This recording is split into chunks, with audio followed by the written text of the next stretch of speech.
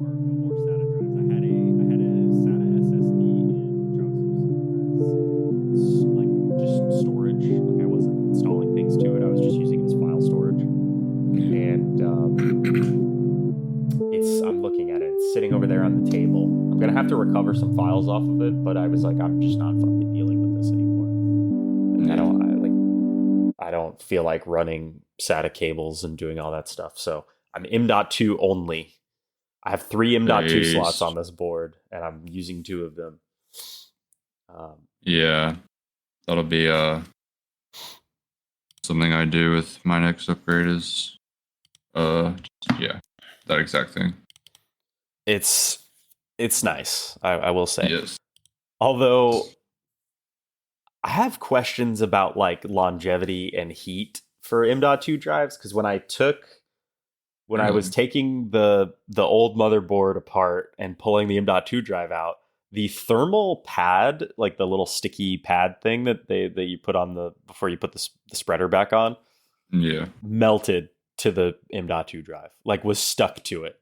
Like I had to peel it off very carefully, and then there was like residue and like little flakes, like almost like when you peel tape off of something. Did your last motherboard have a shield on it? It did, which had it. So it had like the heat shield, and then like the little thermal pad, and then you rested it on the M.2. Oh, that's crazy to think about. And it had like melted to it.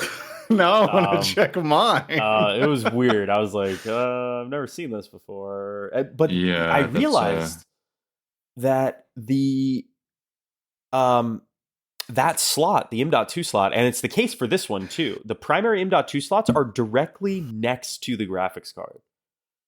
Why? They're supposed to be in between the CPU and the graphics card. The fastest channel is going to be there, because usually most motherboards only have a PCIe 5 for that goes to the M.2. Yeah, in between the CPU and the GPU. Yeah, which so it makes sense. Yeah, that it would get hotter. I mean, yeah, but the GPU is like the hottest thing in the computer. It's usually blowing shit straight up too. Yeah, I mean, I don't know. I was like, this is a little risky, but fair enough. Yeah, it's interesting. I mean, we'll see this one. This is. It's funny too, because the one I have is not designed that way. The motherboard has the M.2 like really high up next to the CPU, and then the GPU is all the way at the bottom. Oh, that's neat. Yeah, I don't know why they chose to do that. It's very old, so I don't know. But yeah, maybe early M.2s, they were just figuring out where to put them, so they just put them wherever. Yeah, yeah, I don't know. I mean, this one, the heat spreader seems a lot nicer, so maybe that'll help. It's also toolless. So there's like latches. Hey, you know what? Did I? Probably did. So you know how like when you go to take your graphics card out, there's like a little plastic clip that you push down, right? Like yes, you like there's like at the end there's like that little notch, and you have to like push it down. It's like a bitch and a half to like get your thumb under there. Yeah, totally. This doesn't have that. It has a button on the side that locks or unlocks. That's fucking awesome. Isn't that insane? I would be personally afraid of that. I am. That was what I was just... You saw me go, I looked down at the computer. I was like, did I? Because I don't know if I relocked it or not. It's cool. I like the idea. I would just be very scared that, like, if you're kicking the computer at all, like, I kick my computer on accident, like, all the fucking time. So... That doesn't really happen to me. But I mean... I was tinkering with that thing until 3 in the fucking morning. It wouldn't surprise me if I had forgotten to lock it again. You know what I mean? Because you have to like, because like that's the nice thing about the tab is when you push the graphics card in all the way, it's like RAM. The tab closes. Lock up. Yeah, that's how you know your graphics card's all the way in. I don't know. It doesn't have like a snap or anything. It doesn't do the like. It does snap. Noise. It does snap, but I think you can like, and I'm sure it has. I'm sure the lock is just an extra line of defense. Like it probably locks in on its own inside of the mechanism, but like I don't fucking know how this shit works. I mean, that's new. That's newfangled technology. And like, yeah, there's just so many little things that made this process a bit easier. Like the the front port connectors are all on the right side of the motherboard facing the front instead of facing the top.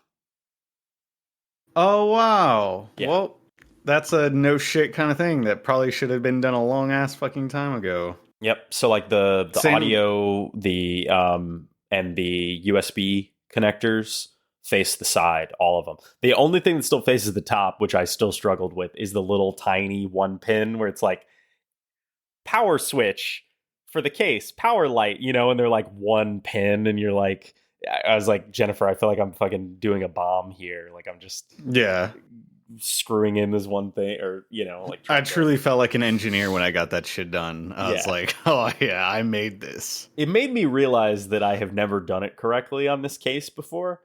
I think I was doing minus and or minus plus and plus minus or something on the power switch light because the switch worked, but I never realized that my power switch was supposed to illuminate. So yeah, you just reminded me that I actually want to disconnect that. Yeah, I mean, I don't actually hate it, I guess, because I don't sleep in this room, so it's fine. But but I could see it being really annoying. I wonder if it stays on when it's asleep. If that's the case, that would suck shit. I don't know, but yeah. One thing that I saw that I so badly on my next build, I hope in like fucking 5 years, I hope is going to be like a normal thing, is like having the 24 pin connectors and shit and the CPU 8 pin connectors, having them face the back of the fucking motherboard. And then you can just plug that shit straight in from the PSU. And it's like, oh, I saw that and I was like cooming. I was so fucked. Like, I want that so bad.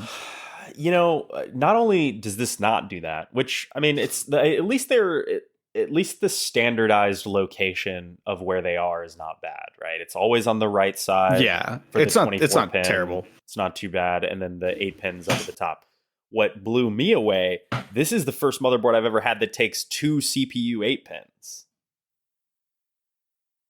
2. Never had that. Does mine take 2? I don't think mine takes 2. Yeah, so mine's a 14700. I don't even think mine takes 2. 2 8 pins. I was like, really? And I looked it up. I was like, is this normal? Apparently the last couple of like Ryzen generations, like AMD generations, have all had 2. And so like for the 7800 X3D, people had the same question. They were like, hey, should I use both of these? They're like, you don't have to, but it gives the processor extra headroom. That's right. I was reading about this. I mean, and I was like, God, I'd have to run a new cable. That would suck so much ass. So I started to like, I was like Googling it. Like, it's only for overclock. It's only for people who overclock. I don't think that you actually ever need that second 8 pin until you like get into like really dangerous territory with your CPU. Sure, but somebody was like, if you can do it, why wouldn't you do it? And I was just like, God damn it, he's so right. And so I just did it. So I ran the fucking cable through and did the whole thing. It didn't even change the cable management that much. It was just like slightly more annoying. But so I did. So now I have 2 8 pins. Yeah, I don't blame you. I mean, at this point, it's like that. I have to have a SATA connector for the fan controller. So I ran that, which I didn't want to run. And then the fucking 4090 takes 3 8 pins. So there's cables in this system. There are cables in here. Your 4090 takes 3 8 pins. Holy shit. Because now that's my fault though, because I forgot the new power supplies that came out when the 4090 and the 40 series came out are different because they switched. Remember, they switched from the traditional 8-pin PCIe cables to like that weird like 12-pin, the small one. That's what I have. That's going into my 4070. So, did you have to do an adapter, or your power supply had the? It came with an adapter.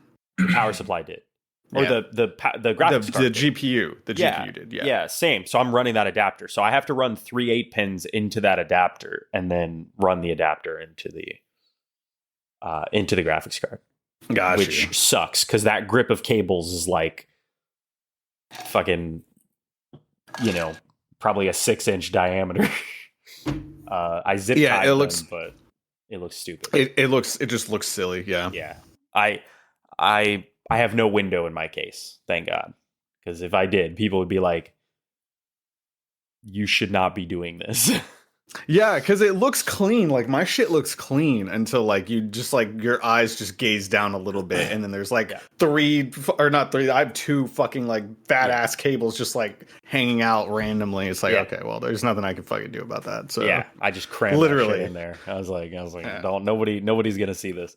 I'm the future of PC cases is no windows. I really think no windows, no RGB. That's where I regret not getting the North. I'm going to get something like the North next time because the Fractal North is sexy as fuck, even though it's a meme case now and everyone has it. No, they're all right. They're right. It's the best. Yeah, I love Fractal. Yeah. If it's a meme, I've missed the meme because, that's just not my space online. But have you seen the North Crossley? The case with the wooden paneling on the front? I think Chandler sent it to me before. It's pretty sick, right? Yeah. Oh my God. When it first came out, I was like losing my shit. I was especially losing my shit because I have the torrent. I think you also have the torrent, right, Crossley? And I love the torrent. And the North wasn't out when I bought the torrent. And then when the North came out, I was like, God damn it. Yeah. Fuck. This is so much cooler. Yeah. I mean, I love my case. I love the huge fans in the front. I feel like it stays cool because of those fans, and like Fractal's the best. They're just the best. Fuck NZXT. Unless NZXT wants to sponsor this podcast, fuck you. You suck. That one is NZXT the one that ended up doing the new design that everyone's doing? I don't know what you're talking about. It's the design where like you can. It's like a fucking fish tank, and then the air comes in from the side, the backside paneling only. What? Really? Is that a thing? Yeah, you've seen them before. I might just be explaining them horribly. I have no idea what you're talking about. Before. NZXT was doing that. The like. Yeah, it's the H9 Flow. What? It's this shit. Hold on. What? Oh, yeah. God, yeah, I hate these. Yeah. Ah, Jesus. I think NZXT was the one that popularized this. What was that one that people used to hang on their walls? You remember that? Oh, God, I don't know. Open PC case. If I search it, it'll probably... I don't think it was NZXT that did that one, though. It was like very... I want to say it was like Thermal Take or something, but... I don't know. Anyway, I do not like... Okay, I'm being a little bit harsh, but I understand that people want to show off something that they spend a lot of time on. But I really don't feel like... There was like a time in my life, like high school, when I thought PC components looked cool. And now they just don't. They never did, but they really just don't. Depends on what you get now, at least, because there are components now. Yeah, there's some that like they're like stylized. Okay, now. like a Founders Edition NVIDIA graphics card is as good as looking as it could get. And yeah, basically, but that's because all the other ones look like children's toys. Exactly, everything looks like a children's toy. They all look stupid. With that. I don't know. It's just not. I just don't think it's cool. I don't think it's cool. You're like, hell yeah, check out this shit glows the rainbow. It's like I got the Pride Parade in my case right now. But there are some cool, like, have you seen that tower that's just like the air cooling tower that's just like a cube? Yes, I do like those. That shit looks sick. I was like, what the fuck? That's clean as fuck. Yeah. Yeah. I think it's silly anytime I see these retarded ass computers where the cables fucking glow. I don't know what the fuck is happening, but like literally the connectors from the fucking CPU connectors, the GPU connectors, the fucking 24-pin connector, all of it fucking glows. Why is it glowing? I haven't figured out how to turn off the RGB on my RAM yet, but I want to. I need to, because like I mean, I thought about getting glowy RAM. I thought about it. Damn it! You know it's just wasting power. You know it's. You've seen my PC though. My PC is bright as fuck, so it's like I went all in already. Yeah, so, my RAM glows. My whole PC is like a fucking rave. Yeah, I like my little ricer. I like my little. Here, so. I saw this case when I was at Micro Center yesterday, and it gave me pause for like 2 seconds to be like, am I gonna become a small form factor PC guy? You know what I mean? Like I was just like, if you want to cook the shit out of your PC, it's tiny. It's so too crazy. Small. It's too small. I would be so terrified just for temperatures alone. I would be like, no, I can't. Like, I'm not gonna waste my time building in this just for it to hit like it's gonna throttle in like 2 seconds whenever I open up Chrome. Imagine the freedom though. Imagine just the sheer feeling of freedom knowing that you could lift your PC with one hand and not worry. And it look just legitimately, it would look cooler and sexier to have this thing sitting on your desk than it would to have a full ass fucking tower sitting on the floor or on top of your desk. Yeah, like, for sure. Yeah. I love the way that these look in terms of like just like overall design for where you're going to be sitting at like 90% of your life, right? My life, at least. So, I don't know. I feel like we should have cracked the code on this stuff by now. You know what I mean? Like, I remember thinking like, in 2014, I was like, small form factors around the corner. We're going to be no compromises on small form factor. And I feel like we're close. Like people are putting 4090s in like very tiny PCs. But yeah, but GPUs self-regulate so fucking well. I mean, yeah, because they just shit out the hot air to the rest of the components. I mean, that's what I'm saying is like I'm concerned about like how's the CPU gonna go. Like I'm just scared. I'm scared. I mean, bro. I feel like in a case like that, you have to do an AIO. Like that must be. You must be doing but then what are you gonna what the fuck are you gonna fit in there? 240? Would a 240 even fit in this fucking thing? I mean, you could probably do a 240. Maybe like a 120. I don't know. It should say in the specs, I bet. But yeah, I agree. Know. They look nice. They look really nice. It looks mature. Like you could get this and be like, haha, yes, I am a productivity user. And like, cause like, think about it. People look at your PC now. They're like, this guy's a gamer, you know, they're like, this guy plays video games. Like it's embarrassing. Like people come over to my house. I have dinner parties with adults and I have to be like, yep, here's my gamer corner, you know, like huge ass fucking tower under the desk. I mean, I have a glowy. He's ashamed. He's ashamed, bro. It's just, I kind of understand because, you know, I know I'm not super hardcore into like any one direction except maybe my PlayStation, I would say is the most all in I am on something. But when people ask me, you know, the more casually involved person, they're like, yeah, so what console do you have? And I'm like, all of them. And they're like, oh, what do you mean? I'm like, no, I literally have the newest Xbox, PS5, the newest Switch, I have semi-decent PC like that can do anything I want. And they're like, oh, yeah, I just have the Xbox Series S. And I'm like, nice. Yeah. What do you play? It's like, yeah, you know, like, Madden. You know, yeah, exactly. A sports game in Call of Duty. I'm like, yep. Yeah. I'm a fucking loser to you. I can already tell. But I mean, that's they judge you for how much money they're like calculating in their head. They're like, this guy spent. That's how I feel. I'll tell you what really made me feel bad. But what do they spend their money on? I mean, yeah, fucking, everybody has the their club, thing. Like alcohol and food. Sure. Like, okay, totally. Everybody has their bro. Thing. Like, but clothes, like in New York, people spend thousands and thousands of dollars on their wardrobe and then live in the shittiest tenement building, you know, in Manhattan. Like, I mean, yeah, it's. Everybody has their thing. People judge, but deep down they have their embarrassing shit too. I don't give a fuck about that. True. It just makes me feel funny. Like I told Jennifer this and she did not think it was that entertaining. But so, you know, I'm at Micro Center because I'm like getting the processor. I need a new motherboard. I need a new RAM. I'm like blowing the bag like intensely. Like I had been preparing for this. So I, you know, whatever, saved up the money, but I was just like, this is going to be embarrassing. And so I walk in and I'm like going to picking out the CPU I had to put on hold because they're sold out everywhere. The 9800X3D is gone. You can't get it. People are scalping it on eBay right now. It's just a crazy fucking CPU, dude. This is like insane. So I put it on hold. I'm like, okay, I'll do that. And then I'll just go in and look at the motherboards, see what they have.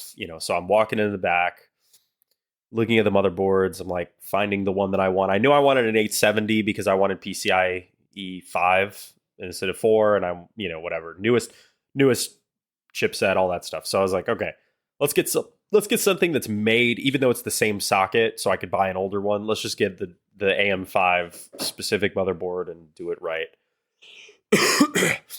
I get the motherboard. I'm like, oh yeah, I'm going to need some RAM. So I go to the RAM case and you have to ask help for the people to unlock the RAM. The guys, there's like 9 guys working in this micro center, which I don't know how they employ this many people, because it seems like no matter what section of the building you're in, there's 9 guys working there. So how the fuck they afford to employ this many people is like beyond me. And there's 9 guys, they're all huddled behind the desk, just like memeing with each other, just like laughing about shit. And I think they had just 3D printed a Batman mask. I'm not even joking. Like they had 3D printed like the hard like shell part of the front of the mask, like in the like Christian Bale Batman like style. Yeah. And they were just fucking around with it, and I was just like, this is hilarious. And I'm like, hey guys, can one of you guys open the case? And they're like, oh yeah, for sure. The guy walks over, he's like opening the thing, and he's like, is that the Disco Elysium jacket? And I was just like, yeah, it is. Yeah. He's like, cool, man. Yeah, I'm working on my like first playthrough still, but I'll get there. I'm like, nice, sick. And he's like opening the thing, and he's like working at the register, and all of the other guys are like in turn going like, is that the fucking Disco Elysium jacket? So I'm like already like feeling like too much attention, and then he's like, putting the RAM in like a thing so they can scan it, and at the front, and he's like, anything else I can help you with? I was like, maybe you can answer a question for me. Like, I have an 850 watt power supply. It's the dark power, whatever, the Be Quiet one. And he's like, oh yeah, that's a good one. And I was like, yeah, just curious if I need to up it to 1,000 for this build, because I'm a little nervous about the CPU power draw.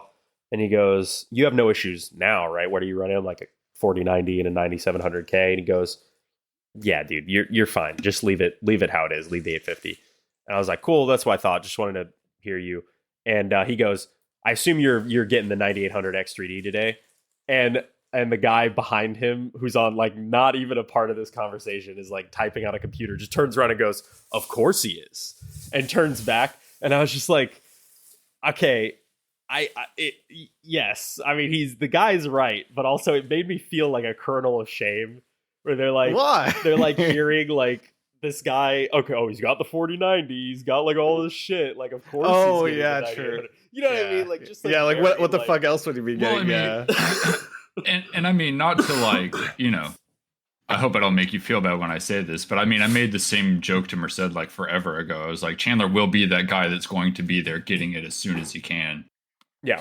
And not because he like needs it, but because he needs it, I mean, I did need it, but yeah, yes. Sure. I mean, I play in the same way that I need a lot of things for my PC right now. Yeah, so it's like, yes, but I also, am not in a rush either. But that's, and I, again, not in that, I'm not attacking you. It's just, I know you're that guy. I've been like in the checking, same way that I'll be that guy for Magic cards or whatever the fuck. No, I've been that guy so many times. I'm that dude with graphics cards. Like I went from a 3080 to a 4090. Like what the hell's wrong with me? But I will say, for CPU wise, this is the first time I've ever been like this high end. And it's funny because I was on the AMD subreddit like before I had secured one, like in the last few days, just reading people's impressions. And there's so many people who are way more sick than we are. Oh, yeah. Like they're like, I got a 7800X3D, but I like the improvements to the bottom 1% of frames or something, and the 9800X3D. I'm like, dude, like graphics cards are one thing. The install process for a graphics card is 14 seconds. Pop open the side of the case, take out the old graphics card, put in the new graphics card, done. Like, it is at least easy.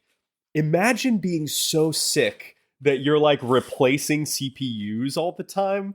That is like, you gotta basically rebuild the whole computer. Well, the thing too is that you know for a fact that they're using a different installation arm for the CPU as well. Like, these types of people are definitely so they're literally unscrewing parts of their fucking motherboard to go and put in another CPU. That's probably true. Yeah, I mean, I'm sure they've got it down to a science. They're way better at building than I am, and blah blah blah, cable management, all that stuff. But your uplift from a 7800 to a 9800 is like, I think it's like 10%.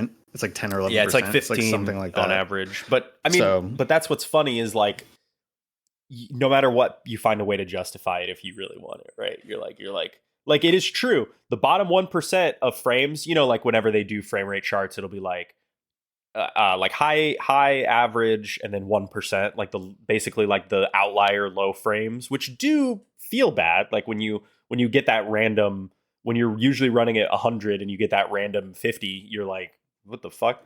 So I understand. Apparently the newest like 9 series for Radeon improves that bottom 1% a lot.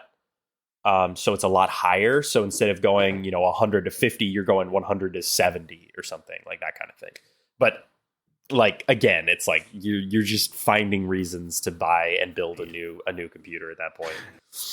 Yeah, I mean, I could definitely see people who like, dude, if you really, really love Baldur's Gate 3, this is the fucking CPU for you, because apparently it's like a fucking 40 frame uplift or something, which is like crazy. You must have watched the what's that guy, Steve? Is that his name? At Gamers Nexus or whatever. Yeah, Steve? yeah. I think it is Steve. I don't know what his name is, but he's Jesus. insane. PC Jesus. Yeah, PC Jesus, exactly. He's crazy. Like, watching his videos, the level of detail, just how much they get into, like, he was saying that. He was like, we almost deleted Baldur's Gate 3 from this video because it makes no sense how much better it is than everything. And then they went and talked to other people too, and then reinstalled the CPU, did it again, and then, and they were still just like, because that's how fucking crazy it is. I know. Yeah, so maybe there is a future case where it's going to be a lot better than the 7800X 3D for other games as well. But yeah, that seems strange.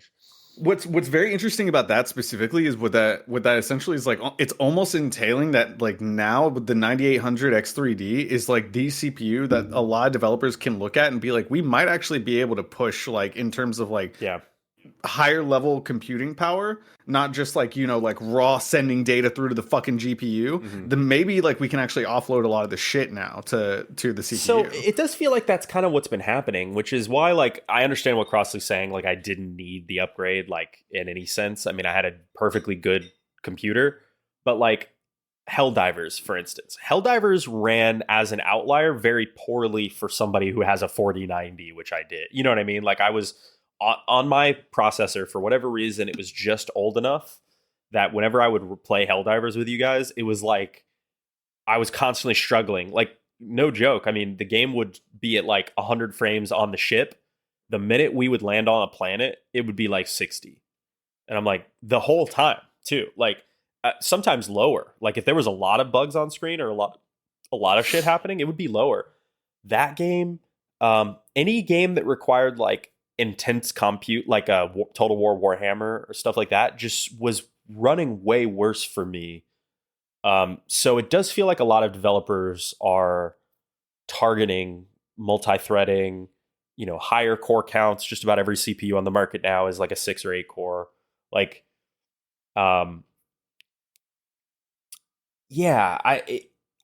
think you're right. And Dragon's Dogma 2 scared the shit out of me. That was the main thing that made me want to upgrade. Like, everybody agrees it's poorly optimized, but like the fact that I had doubts about if it would even play. Like, I was like, can I even run it? Like, because like on the Digital Foundry video, they were running Dragon's Dogma 2 and they were like, okay, doesn't matter what graphics settings you have right now, this game runs bad. Like, you running it on low, running it on high doesn't affect anything. It's just if your CPU's old it's like 40 frames.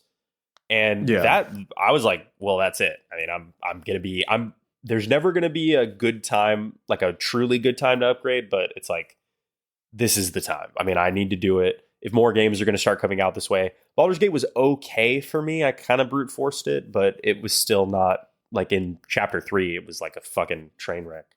But yeah, I don't know. I'm glad I did it. I'm looking forward.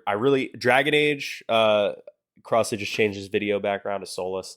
I booted up. That was part of this, why I made this choice to do this so quickly. I booted up Dragon Age and it was not running that great. And I was like... And dude, can I just say, I mean, I'm sure we'll maybe talk about it a little bit, but Dragon Age runs so good on PlayStation 5. It's crazy to me. I heard that. It makes me so mad at any other game in recent history that doesn't even come close to running this smoothly. I'm just like, dude, what are y'all fucking doing? I thought BioWare was the fucking shitter. Like, what? Yeah. And here they are fucking dropping a fucking smooth ass, beautiful game that's like, it's gorgeous. Like, it looks so good. It does. And it runs so great. I'm very impressed. I think it's, this is funny because this used to not be the case. I think it's Frostbite. Yeah,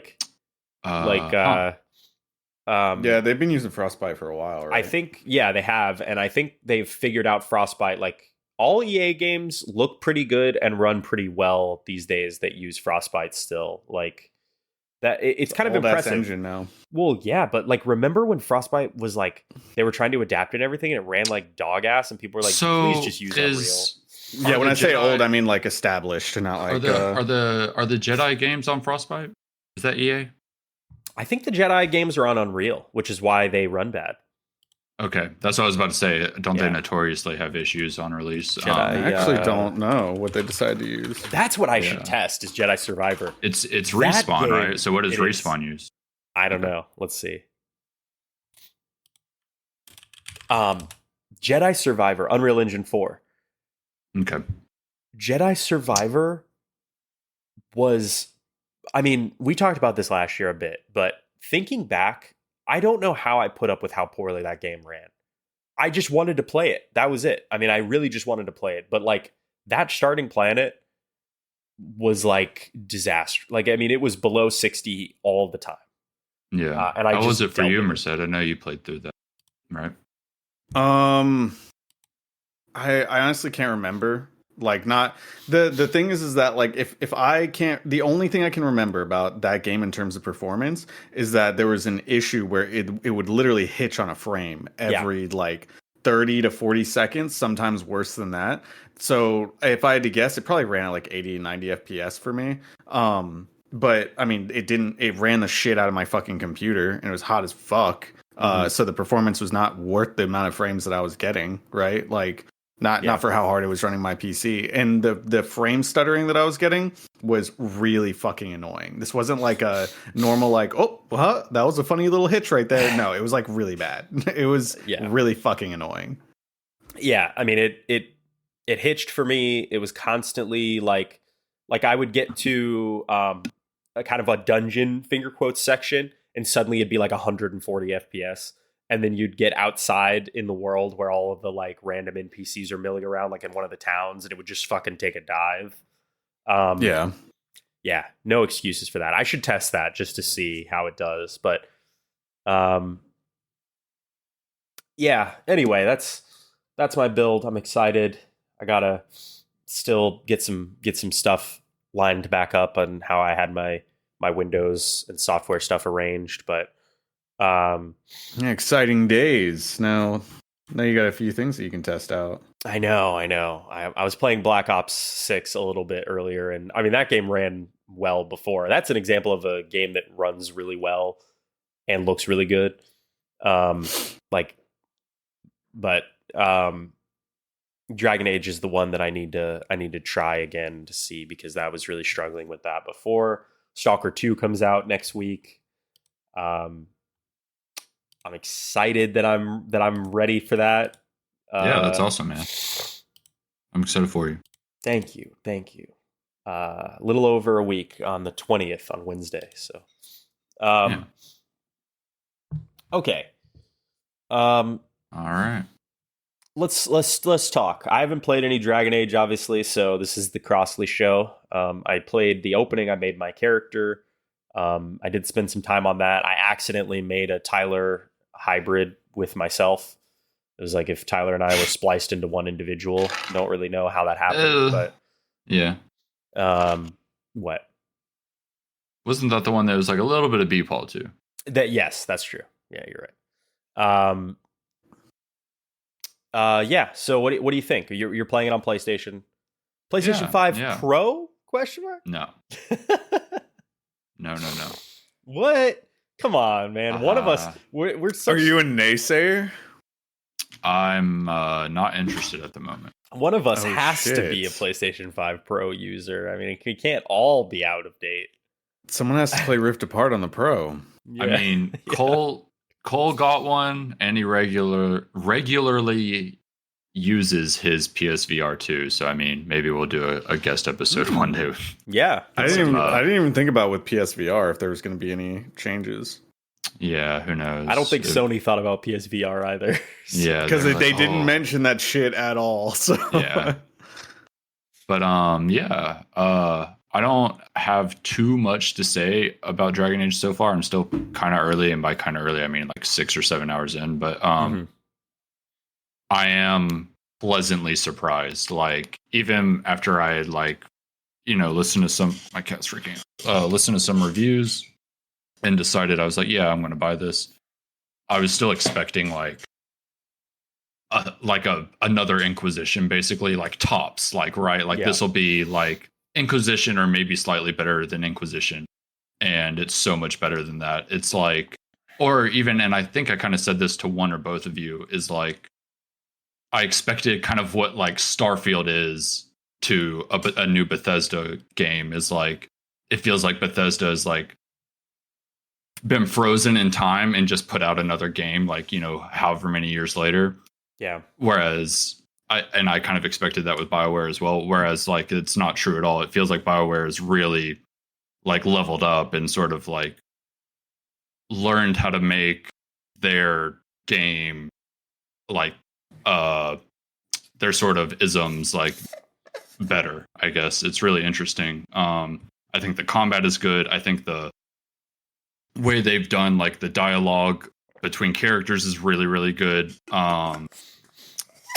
The writing is fine so far, you know, but the combat being so fun makes up for, you know, the writing so far. I hope it's not, you know, going to be like a big letdown overall. We'll see. But you know, some things I'm like excited about and other things I'm like, well, whatever. But the reviews were all saying the worst part of the game in that regard was going to be the opening like 5 to 10 hours, and I'm still having a great time. So if this is the like worst part of the game, then by all means, like I'm eager to see where it goes, even if it's just like the game play gets more fun or the story gets more interesting. Either way, I'm in. But yeah, so, it's really good. Having a great time. I have a question.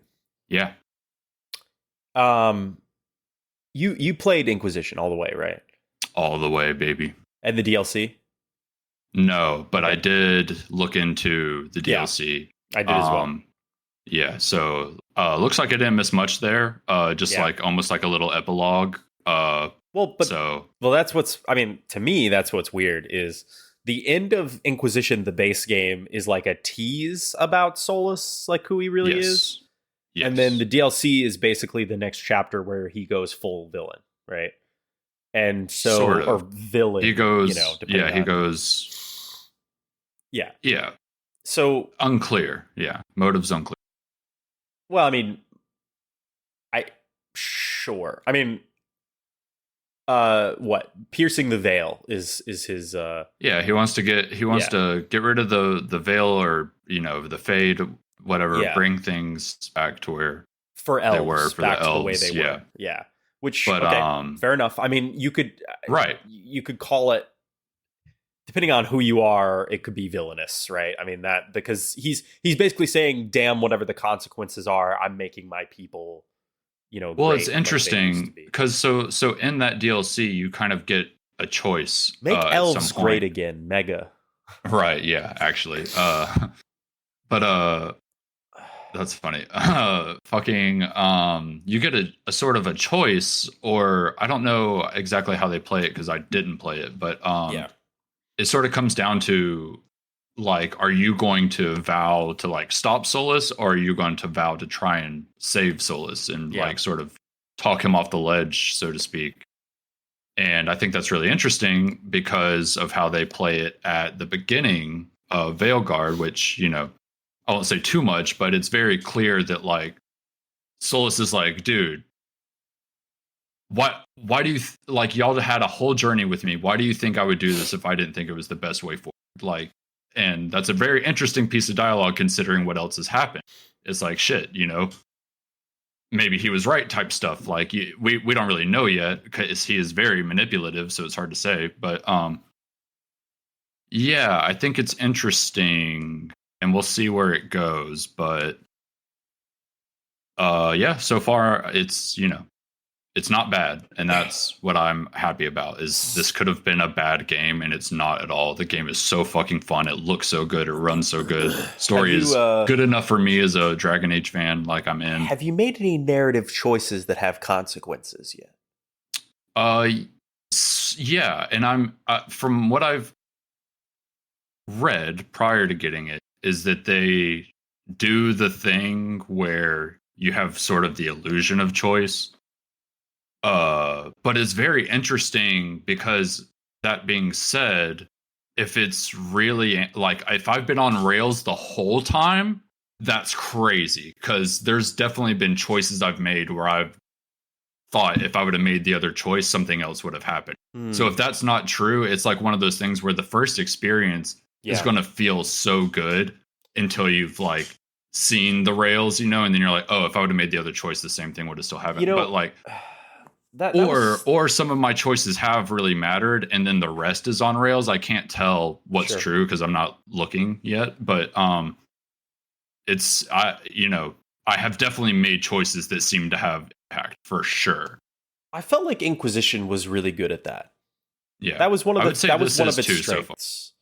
Like, I would say this is too. I've definitely had moments where I decide if someone lives or dies. Nice. Already, yeah, like that type of stuff. So something that bummed me out, I'll say this, because I made my character and I loaded in. Something that bummed me out is they do not at all ask you to talk about your choices in the original two games. Yeah. And it was kind of a bummer because in Inquisition, a lot of that stuff had an effect.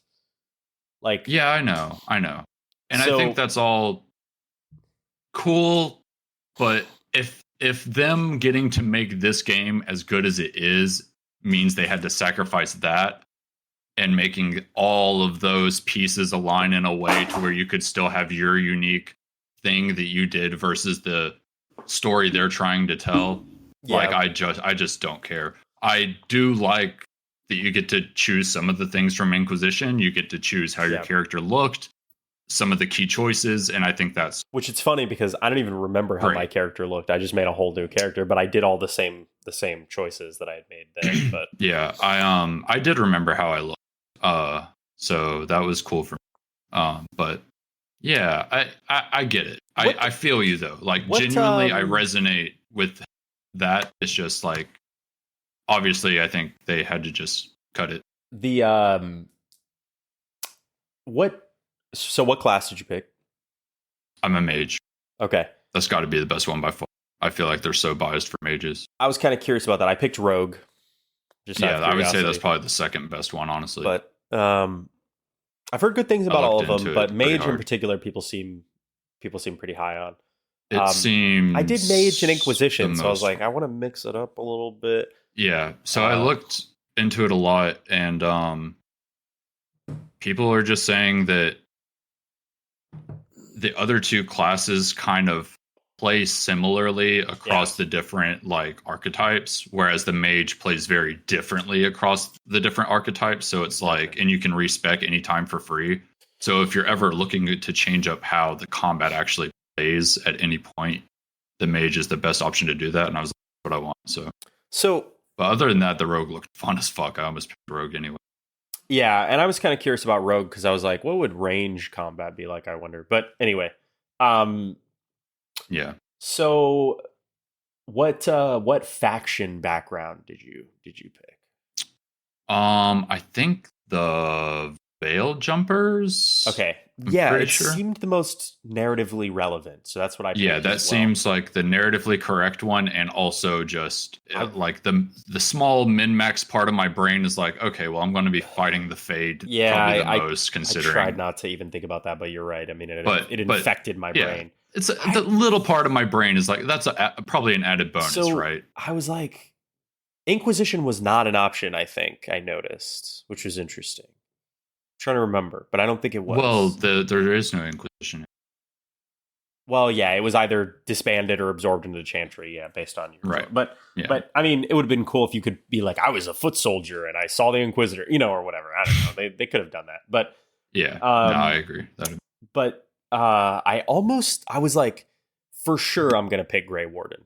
You know what I mean? Like, I was like, for sure. I mean, like, I got in there and I was like, I fucking hate the Wardens. Come on, man. I mean, yeah, but like in terms of the history of the series, it's like this has some weight to it. Wait, were they not an option? They were. Oh, okay. They were, and I was like, should I? And then I read the Veil Jumpers description. Yeah. And I was like, well, this is the whole game. This is the thing. So I mean, why wouldn't I just do this? But I have like regret a little bit about not picking the Grey Warden, but we'll see. I think you'll wash away that regret as soon as you get through like one of the first areas. It seems like so immediately relevant to be that backstory. It's like, okay, yep. I'm glad you're enjoying it. I want to play it. I think I'll probably do that. The character creator, I'm sorry, I just want to say this before I forget. The character creator is so fucking good. I'm so happy with it. My character is so fucking hot. Absolutely would. And then that's all I have to say. I don't know the age of my character, so I might actually have to take that back. But depending on the age of my character, I feel like by default they must be older. Dude, this game is weird as fuck. That's fair. I've seen some weirdo clips. That reminds me of something. Well, okay, first of all, you're right. Great character creator. Second of all, really good month for character creators, because the one for Monster Hunter Wilds is also really good. Yeah, facts. But then, oh yeah, we need to talk about that. Holy shit! Yeah, we do. But then, I'm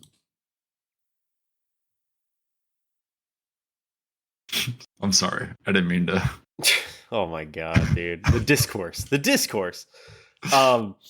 I sent him that thing Merced about the person asking if they were trans for Dragon Age. Asking if a character they're going to try to romance them. If you gotta ask, then it doesn't matter. No. So the character creator in Wilds is really good. So is in Dragon Age. But what I thought was really funny is the ways in which, like, if like they both had things that were better about them, like little things like. Yeah, if they could fuck and have a baby, holy shit. It would be the perfect character creator. Yeah, it'd be crazy. It was I liked which one? They both did a version of the face blending thing, I think, but I felt like it was easier to use in Dragon Age. But I think Dragon Age is a little more, and maybe I was just exhausted of making characters at this point because of like Monster Hunter, but I feel like it's like more in depth, and so it's like you could do more with it if you gave it more time and effort, but whereas the Monster Hunter one you can do more easily. But maybe it's not as like fine-tuned or like granular as the Dragon Age one, but yeah, maybe my brain was just fucking fried and I just wanted to get through it faster. Yeah. I just thought the Wilds one was just so fucking intuitive for me. It was nice. It was crazy. Just I agree. Because like most of them, like it feels like you're fighting. Like if you change one thing, all of a sudden this other thing gets changed, and you're like, oh fuck, I didn't want to do it like that. Like it felt like whatever I was thinking and I would move the slider, the shit would fucking happen. And I was just like, all right, this is fucking good. Yeah. It's good shit. I don't know how they'd manage to do it, but yeah, it character creators have gotten to a point now where there's no reason to have a bad one. Like, it feels like everything's already been kind of figured out, you know? Like, and I mean, the question is like, is that your game or not? Like, if your game isn't a character creator kind of game, then just don't have one. Just have default characters. That's what I think. But this is fucking random, but this has been like blowing my mind. Is that the fucking creators, Pearl Abyss, the creators of BDO, they're making that Crimson Desert game. That fucking game, the main character that you play as, you don't create that main character. Oh, really? That's funny. You play as the default Jon Snow looking ass motherfucker. I didn't know that. Isn't that fucking crazy? I feel like they were the original character creator, like level like up. Gods, and then they were just like, nah, you have to play. It is weird.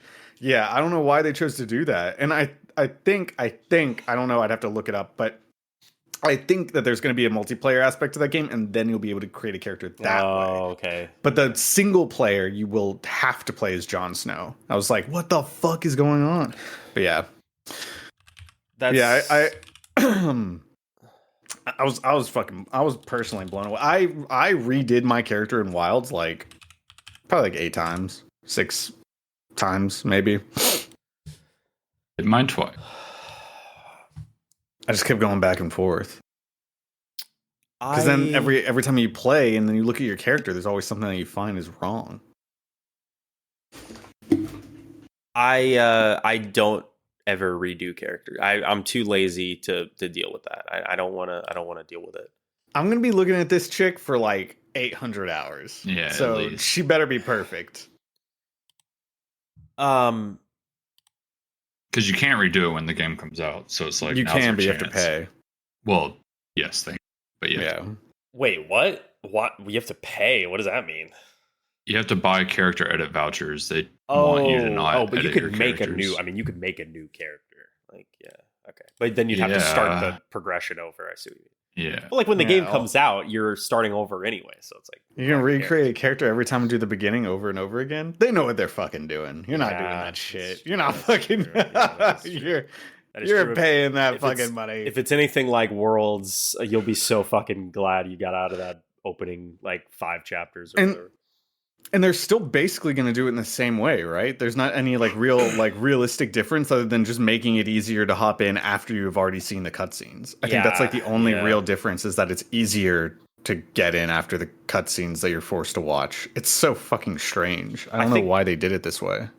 Yeah, I mean, there's clearly a war happening in Capcom between the team that wants to make Monster Hunter like just the hunting monsters game and the team that wants to have like a serious narrative that you have to pay attention to. Nobody gives a fuck, Sarah, okay? Nobody cares about your fucking cinematics. I mean, maybe there's some lore there. I mean, Crossley would be the one to know, but it just doesn't seem that interesting to me. You go in and you rape the fucking wildlife, and you do it in the name of colonization of the hunters. That's basically the whole story. I mean, I don't know. But that's the funny thing is that they make you out to be like good guys, which I think is, and I mean, like, to be fair, I guess like hunting isn't an inherently moral negative, right? I mean, you do need to quell certain populations, and there are that's how they paint it. Invasive they paint it as species and all this stuff. But it is like kind of funny just how many things you kill as a Monster Hunter, and you're just like the thing that I always hated about Monster Hunter, once the graphics got good enough and the art style became stylized enough to make the monsters cute, I was always like, I don't want to kill this guy. Like, I do not want to kill this frog or whatever, this giant frog who's just minding his own fucking business. Here comes me. I'm like, I need your tusks for a new belt, and I'm like, get over here. Like, I always felt bad about that. I'm like over it now. I fucking, who cares? That was it's very stupid. Yeah, that was the same thing with the fucking like what were they're called, like palmelos or something like that in World. They were like fuzzy, big ass, fuzzy looking bats that like would puff up whenever. Oh yeah. I was like, fuck, dude, I fucking love these things. Yeah. And then you capture them, and whenever you capture them, you bring them back to your base and you get parts, but they're still alive. So you literally just like ripped their fucking talons and shit off. Yeah. In the name of science. Yeah. I never captured anything alive because I was like, I know what they're gonna do to you back there. You get more mats that way. They're trying to invent shampoo and they need to test it on somebody. Yeah, dude, I don't know. That's true. Everyone in the world is probably stinky as fuck, huh? Yeah. True. But I don't know. I was like, all right. I mean, that's the funny thing about Wild Hearts was that like all the monsters looked inherently evil or like infected by some kind of disease, so it was like fine. But you know what I mean? I was like, it's like when you get that deer with like it's like infested with ticks or something. You're like, I gotta put this thing down. But yeah, I don't know. I mean, that was the thing about Wild Hearts. Except for, I remember there being like a very noble looking wolf that we had to hunt at one point. I was like, this is terrible. Like, why are we doing this? I don't know. It's fine. Anyway, so Monster Hunter is pretty good. It's really good. The demo was fun. There was a lot of contention from what I saw. Did you guys see the frame discussion about like weapon? So like they used to have like I don't remember the exact term, so forgive me if somebody knows. But you know how like in fighting games, whenever you land a hit, they pause a frame to make it look more impactful. Oh yeah, I know. Apparently they removed that entirely from Wilds, at least in the demo. And that was the reason people were complaining about like feeling like the weapons weren't as impactful or doing as much. Oh, because it didn't pause and then keep going? Exactly. That's hilarious. Which is funny because like all the way back to like Monster Hunter 1, that was like a thing. Like that was like part of the game. So it's kind of weird that they would remove it. I don't know if it was just like a glitch or an oversight or if that's like really the direction they want to go in, but that is kind of a weird choice. I don't know because I mean, I wish I had it on my PC to play right now, so I could just like go like actually give a think about that. But like it didn't. I mean, but it didn't bother me at all. Like I did see a lot of people saying that like in terms of impact and like satisfaction that people were getting from like hitting the monsters, they felt that it was a lot less satisfying. Yeah. I didn't feel that really all that much. I was having a ton of fun. Yeah, I think the game feels great. Worlds, I didn't play much. Monster Hunter World I didn't play much, so like I did but didn't really, so I couldn't tell if it was just that I didn't play that one and this is the same or whatever, but I did notice it felt funny like compared to like Rise or Wild Hearts. I was like, something feels kind of funny here, but maybe I'm just like I don't play Monster Hunter that much anymore, so maybe I'm out of the loop, but it could have been that I didn't connect those dots myself, but afterwards, that's what I'm saying. I saw like a video on YouTube of a guy like comparing every entry in the series and like how many frames pause after you hit the monster. And it was like a lot. Like actually they had increased it in World. Like it was like 8 frames or some shit. And like they just got rid of it completely, which is interesting. It was even more in World than it was in Rise, which is fascinating. So, I don't know. It's funny how that's like maximum level discourse that you get in the Monster Hunter franchise. You know what I mean? Like for whatever reason, nobody's being like Monster Hunter's woke now or something. You know, there's none of that shit. It's just how many frames pause when you hit the monster. I mean, it makes sense. This is the thing that you're going to be doing for the entirety of your fucking time playing this game. So I just didn't notice it, to be completely honest. It just didn't bother me at all. I did notice that. I mean, I had a decent amount of fun with the long sword and the bow. I was like switching between those two. The bow's really good in that game. The bow is fucking insane. But I noticed that the Ultra Greatsword didn't feel as good as I remembered or wanted it to, or whatever the hell it is called. The Ultra Greatsword, right? Is that what it's called? Just Greatsword. I like it. Yeah, I didn't. I like it. I don't know. It didn't do it for me. But I didn't play the greatsword all that much. I'm actually even more interested in the greatsword now.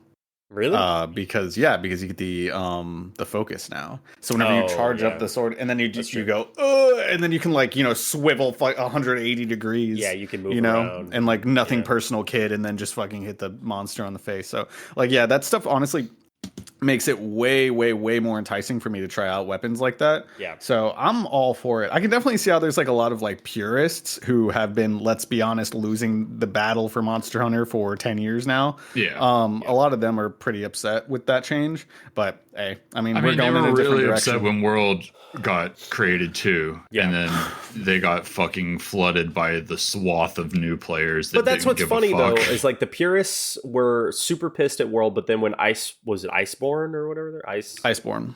When Iceborne came out, that was like for the purists. I mean, that shit was like hardcore, and they liked it. It was pretty fucking hard. I mean, I thought people enjoyed that, and then Rise, they were like, finally, real Monster Hunter again. And then they came out and they were like, what's up with this dog though?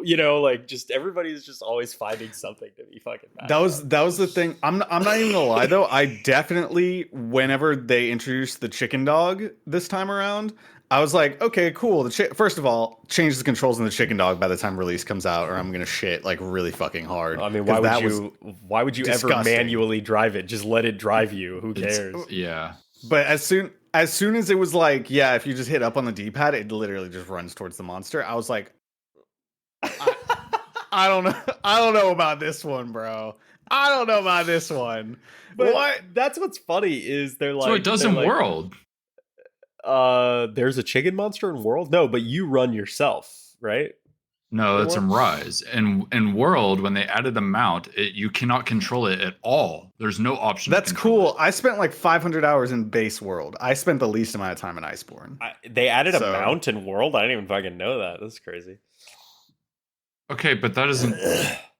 Just because you didn't engage with it doesn't mean it didn't happen. Like, it's still a thing. I'm saying I did not have the fucking interaction with the mount in World. I'm saying I didn't have that. So like interacting with it right now in Wild is fucking new to me. So I'm fucking commenting on it. You didn't use it at all when we played Iceborne together? I don't remember it. I truly don't fucking remember it. And I don't fucking remember that shit. I will say it is funny that they're like to me, the mount choice to like get on the mount and have it take you where you need to go is funny in the sense that it is them saying, you can hear the dialogue in your head, like at the dev meeting. They're like, let's cut out all the bullshit that's not hunting the monster, right? That's what they're doing. They're like, let's cut to the chase. You want to hunt the monster? Here's the monster. Yes. But then every other choice they make in the game is not that choice. They're like, okay, yeah, you want to hunt the monster? Here's the monster. By the way, here's 9 hours of cutscenes. And you're like, what are you guys fucking doing? Like, yeah, there's definitely a really weird mix there. But I mean, I don't care. The thing people used to love. This was the thing I always heard about Monster Hunter, and I played it on the PlayStation 2. I played Monster Hunter 1. I was there day one, motherfucker. I'll tell you what. As a kid, that game was pretty hard because your brain just didn't really work the way that it wanted you to think. That was the same shit when Demon Souls came out, right? Everybody had to relearn how games work. So it's like Monster Hunter, the old Monster Hunters were all about the preparation. They're like, get your fucking tracker berries, get your fucking nets and shit, or whatever the hell, and go to the monster and find it and be prepared and set a trap or do this stuff, track it, all that stuff. They're taking all that out of the game, which is fine by me because the fun part of the game really is hitting the monster with the big sword. But that said, I mean, one has to wonder, at a certain point, where do they remove so many of the mechanics that you kind of lose some of the thing, right? Like, think about Wild Hearts. That game, there was a lot of following the monster around, yes, but the thing that made that game a bit different and gave you a bit more is that you were rewarded but through preparation in like the building process and like getting all that stuff ready, which is kind of cool. Like, you're like, okay, we can lure the monster into this corner and then make it run into this wall I just built or something like that. Like, that's pretty neat. Monster Hunter, by comparison, is just fleshing out the combat, fleshing out the weapon move sets, and then stripping out everything else, which I think is really interesting approach. I think it will be interesting to see how that all kind of seems like at release. Whereas on the beta, we're kind of locked into an area, one camp, and we have all our resources like infinite for us at the rip. Whereas in base game, it's not going to be like that. We are going to be starting with nothing in theory and having to get all these things. And we're not just going to be able to go into these hunts like with all these resources and do whatever we want. We might not even get the mount early. We don't know. Yeah, stuff like that. I bet. I actually assume the game will start just like this, and we will get them out. But, yeah, I think so. By the way, the beginning, I mean, that opening stuff with being on the mount and doing the on rails part, I mean, it sucks. It's not good. I mean, you didn't like it? It's just not fun. I'm sorry. It's so good, dude. I liked it way more in Worlds. Period. You liked it more in World or in Wild? No, I liked it more than World. Oh, for sure. Yeah. So that's all that matters to me is that they moved forward and it is better. So if they're going to do this shit, at least it's better than it was last time. But based on how they stepped up the intro, I am really excited to see like some of the big monster fucking movie moments that they're going to try and go for, and hopefully have some cool set pieces. Monster fucking, baby. Yeah. That's the only thing they're missing. Monsters fight, but they can't fuck. Oh, that's also another thing too, is we have no idea how they're going to be doing the like those special mission type shits that we were having to do with Magdaros. Oh God, please do not bring that shit back. We don't know. Yeah, it's going to be something because they had something for that. Yeah. So we don't know what that's going to be this time around. I'm actually excited because I think that they probably know what they're doing this time around. Was it? Hopefully. Was it tower defense in Rise, or am I thinking of Wild Hearts again? Basically, like base defense, tower defense, same thing. Yeah, really. Yeah. I mean, so I don't know. It'll be cool. I do think that the fucking dog chicken controls suck ass though, and they do need to be changed. That weird shit where it's like R1 to accelerate and then R2 to accelerate, R1 to deaccelerate, and then it's stuck. The fucking speedometer on the thing is stuck for some reason, and then you have to manually change it. That's retarded. I didn't think it was that bad, but I also thought it's really not. You just turn on the autopilot, and if you want to stop, you press the right trigger. Like, it's really not that bad. I also thought that the controls. I thought the controls is. See, he doesn't even, this guy doesn't even fucking know. He would have hit R2 and he would have been like, what the fuck is happening? Why is it going faster? Because it's retarded. It's causing a rift here. I'm so sorry I couldn't remember the button. Be more ass mad about it, dude. Go fucking get on Reddit. If you ever want to do anything with the chicken dog other than automatically go to the location where the monster is, it is a pain in the ass to get it to do what you want it to do. What I'll admit, because, and I'm just being genuine here, even when I'm controlling it, I don't feel like it's that bad at all. But what I will admit, until I knew how to stop it, I would be so confused on what I was doing wrong because it wouldn't fucking stop. But then as soon as I knew what button stopped it, I mean, that's it. Like, you know, it controls fine in my opinion. I just didn't know how to stop the motherfucking thing. I just want an option to where it's not like a weird, like, there's like an engine inside of the chicken dog that like you constantly have to.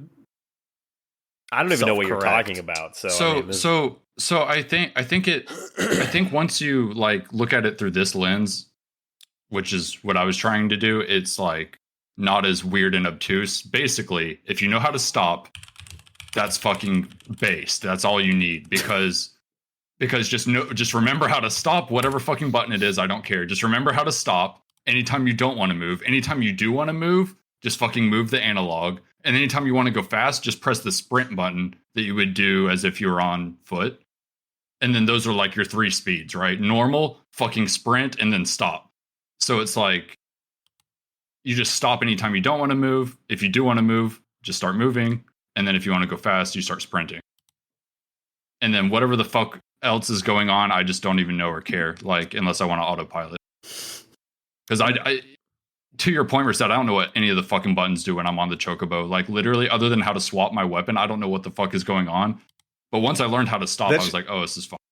That shit is based though, being able to like swap your weapon out and stuff, and auto call the fucking thing to come get your shit so you can swap it out immediately. Like I like that. That shit's fucking cool. I'm watching some gameplay right now to see if they pop up the tutorial where it tells you how to control the chicken dog, but you can harvest too while you're on it. You can. Yeah, you can. Yeah. Huge. You can sharpen too, right? While you're on it? Yeah. You can do anything. Yeah. Yeah. You can swing your weapon while you're on it. That's true. Yeah. I don't know why you would, but yes, you can.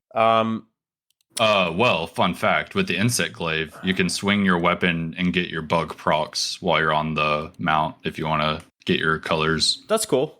Safely. That's cool. Yeah. Yeah. I'm not seeing anything on it. I don't it doesn't bug me the mount controls, but it's fine. It is a little bit funny. It's you know what it is it's the people like me who were like the Witcher 3 controls are fine are being vindicated because games just continue to get weirder and weirder with mount controls. Like the Witcher 3 seems like a fucking slam dunk 10 out of 10 control wise compared to how games have been doing it in like the last 5 years. Because that was everybody complained. Oh, and I was like, it's fine. I don't see the problem. And I mean, things are getting. That is the one thing that no one seems to agree on is how to do mounts, which is funny. I think like everyone agrees on controls otherwise, but mounts are just like Wild West territory. It's like every mount controls completely differently in every video game, and it is interesting. Shadow of the Colossus did it the best. Wasn't that? I feel like. I mean. For the type of game it is, I guess, but I mean, also it doesn't control well, but that's like the point. Also, it gets better over the course of the game as you build like the bond up with your horse, right? But like, there's no, I don't know, I wouldn't say it's like great, but that's how horses are. They're not perfect. I think it's amazing. Yeah, exactly. It fits. If my chicken dog had a personality and it was like trying to fight against the Elden Ring horse. It's simple and effective, and it can jump. It feels too arcadey. I don't like the. It kind of does. Yeah, I agree with that too. Wow. But I get because Crossley's like, wow, it does what you want it to do. You're like, yeah, I get it, but I mean, like, it doesn't feel alive. It doesn't feel like my partner. Oh no, yeah, no, that's you know what I'm saying. It doesn't have like the weight to it. It also, I mean, it's like, yeah, it serves the game that it's in. If it controlled, imagine if Torrent controlled realistically, you'd be like pulling your fucking hair out in any kind of situation. You would never use that fucking It would thing. suck. It would suck ass, yeah. It would actually suck. So, I mean, no, they made the right choice. But all I mean is like, I agree. It'd be nice if it had like some weight or some feeling to it, but it just works. You know, it's just simple. It's straightforward. It does the thing. You go faster and can get higher. Like, yeah. So we're feeling wilds. Everyone excited. Yeah, I'm gonna get it. Yeah, I am gonna get it. I hope the online stuff isn't as fucking weird. I would like it to be better. Yeah, I don't want to DC from Chandler and then struggle to reconnect while I'm watching Cole join the hunt and then wonder how he did that and then not be able to get in. Yeah, dude, you were mad. It was actually kind of I was just confused. I mean, confusion leads to anger. It was just like, what the fuck am I doing wrong? And then Cole does it right in front of us, and I'm like, how the fuck he's Cole not even your friend? Cole how did he do it? I don't even know Cole, so he's not even like on my friends list or anything. Cole just joins in and starts hunting the monster. Crossley disconnects within 30 seconds of Cole joining in. Cole and I finished the hunt, and the whole time in the background, Cross is just going, I guess I'm fucking stupid. I guess I'm a huge fucking idiot because I can't figure out how to do what Cole did. I'm like, dude, I can't even invite you. Like, the UI is so fucked up. It won't even let me because, like, I genuinely don't, like, there's no option on any of the lists where I can see your name to join the link party or join the environment. Like, no matter where I went on every fucking menu, none of them said that. Yeah. And then, that's exactly what Cole did. He joined the link party, then he joined the environment, and then he came on the quest. And it's like, okay. You're not wrong. How the fuck? The UI in that game is disastrous. I mean, it is a complete mess. Every menu is painful. I mean, I'm sorry. The map screen, when you open the map, I was like, what am I fucking looking at? Like, it caused me anguish. But I'm Yeah, not a Monster they Hunter need to- player, so I was Well, they need the map needs like a couple of tweaks. Well, one, we have to learn the map anyway. Otherwise, like when you look at the map, Yeah. you're like, I don't know where the fuck I am or what the fuck's going on. But the real tweak that it needs is just hit the bumper to go to wherever your friends are. sure. Like, Or, I feel like that would help out so much. or remove some of the layers by default, because it feels like there's too much information, too many icons when you first open it. Allow you to, like, you know, kind of start with just very simple stuff. Yeah, other players, you, maybe the monster that you're tracking, remove everything else. And then when you can toggle that stuff in or out, right? I mean, Yeah, like, I think you have the option to I'm sure you filter do. what you're seeing on there. I'm sure you do, but by default, you just open it and you're like, Yeah. yeah, it's a lot. fucking God, what am I looking at? Good game though. I mean, I had fun with it. Sorry, Merced, what were you gonna say? I just think like given it enough time, then it'll be totally fine. But at first, it's just like it really is like it's an eyesore. It's coming out in March. Like, it's gonna be gold in 2 months. I mean, are Oh, they gonna yeah, make that many tweaks? I don't mean them. Like, I don't know. I don't mean them changing the map. I think we literally have to get used to using the map, and then it'll be fine. But I mean, like as it stands right now, just looking at it, it is a fucking eyesore for sure. Yeah. I think the main thing that I'm scared of in terms of them figuring shit out in time is like the shit that you guys were just talking about, which is the party system. I really hope they get that figured out in time. They won't.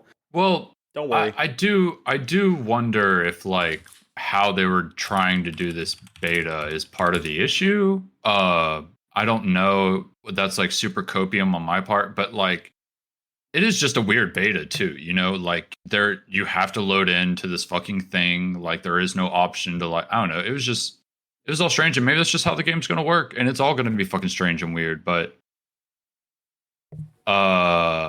yeah, I would like to think that maybe the beta was just having some issues there, and that their full vision of the game is like, yeah, you go into the menu, you click on your friend, join link party. Like it's not going to be grayed out. It's not going to not be there sometimes. It's just going to fucking work. Yeah, I mean, and if that's not the case, that's going to be fucking supremely disappointing, but we'll see. I'm sure the network infrastructure, at least like stability and things like that, will be improved. Like, so maybe you won't disconnect and it'll be a non-issue, right? But I don't know. Because the point of these things are to get feedback, right? It's not to just say like, hey, have fun with the game, please buy it. Like it, in theory, they're like one of the big things they're going to hear back about, other than the Chocobo, is that, dude, connecting to my fucking friends was a nightmare. What the fuck is going on? Just make it simple. Like it did have that little thing at the bottom whenever you were doing the party system that they provided for us. They were like, this is not going to be in the final game, which, so that's nice. It does kind of suck, and it makes me a little nervous that the real party system that they're going to be using is not in the open beta.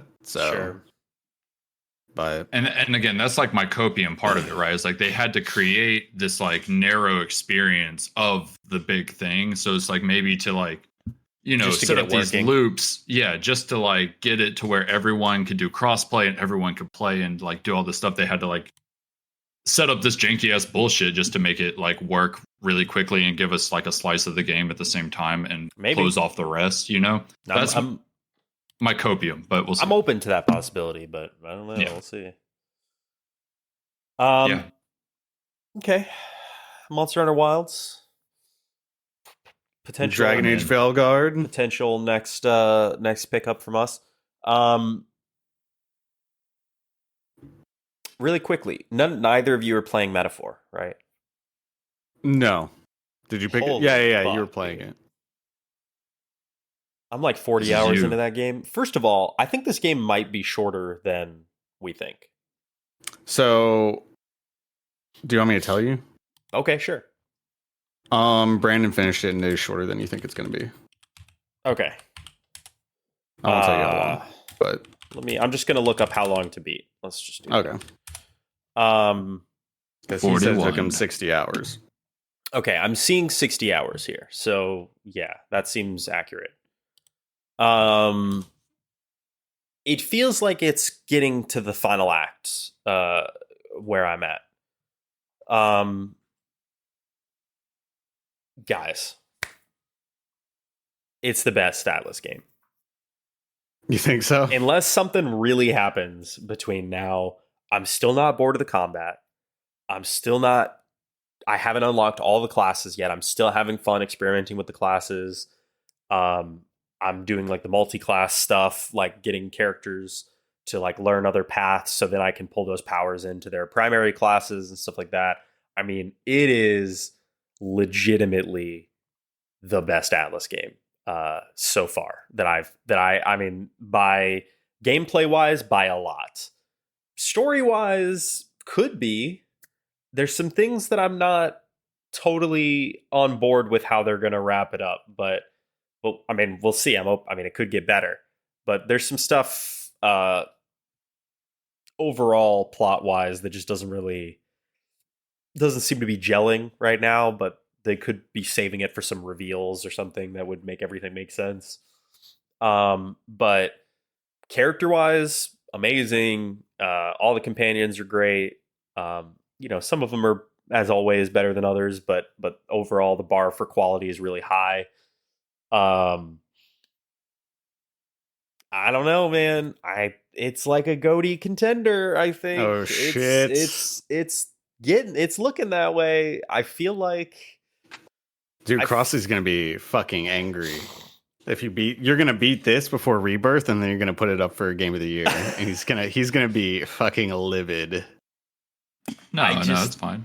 I think it's better this way. That way we can have more things to talk about. I think if you guys give it a shot, I really think you'll be happy with it. I think, especially, I plan on playing it. There's no reason not to. If you like the Persona games, like I know the way that you guys are kind of like, they're good, but they're not like my favorite or anything. I think this will be the thing that like this would be the one that you finish. Persona, it's one of those things that like I don't finish them and I always feel bad about it, but I'm never like ever having a bad time, and that's why I stop. It just kind of happens, one of those games I sink too much time into. I don't play them the way you have sort of talked about playing them before. I always all in them. Like I fucking pour my life energy into those games until it fucking I'm dead inside. I'm doing that with this one. I mean, last weekend when I was sick on Saturday, I was like, I'm putting like 6 hours into this today, and I did.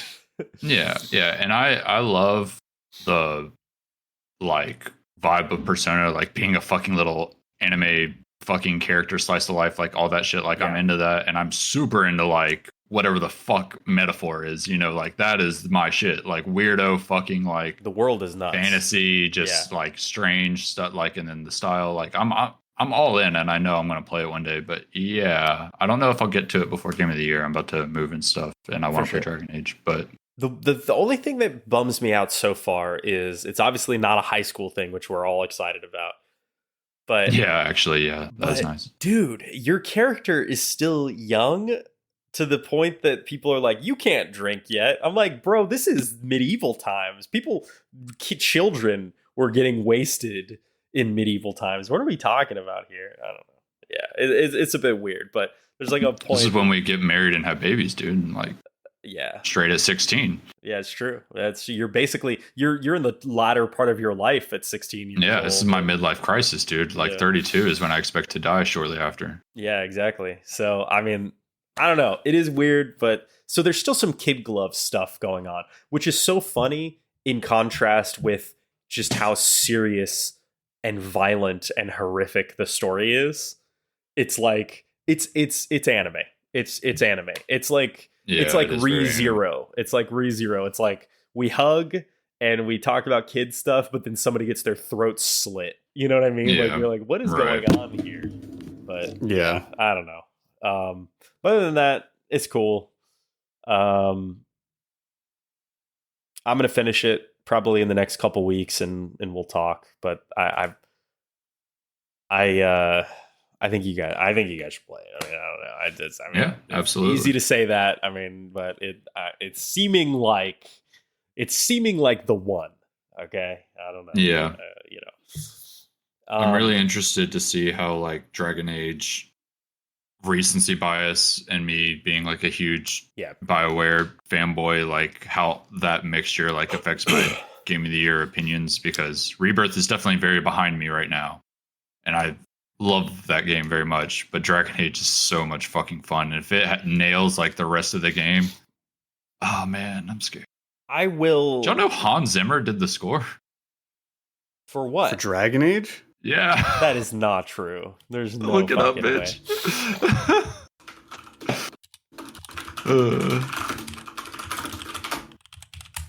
It's a Hans Zimmer joint. No, you just did the main theme, dog. Okay, but that is my cool. bad. That is cool though. Yeah. I didn't know that. I actually did think it was all the music, so I'm glad you corrected me. Let me see. Hold on. I'm reading through this post. So it says Hans Zimmer and Lorne Balfe. yeah.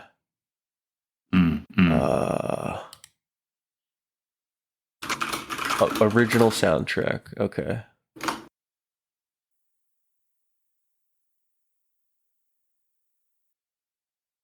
Do they not have the credit for each individual song? They don't. They don't. So maybe so. Maybe so. So maybe, yeah, that's what I was thinking too. Maybe I think they both worked on each song together. Yeah, maybe so. That's sick. Yeah, it's like, it's a weird thing where I never really would have thought until I started playing it that the game would have. It's like a very pleasant surprise. Like I'm excited to see whatever BioWare does next, because if they poured this much love into a fucking Dragon Age game, like the next Mass Effect might be fucking Kino as fuck. Like that is true. It does bode well, at least for the baseline quality of whatever the next Mass Effect is. Yeah, I'll say this because I forgot to bring this up when we were talking about Dragon Age.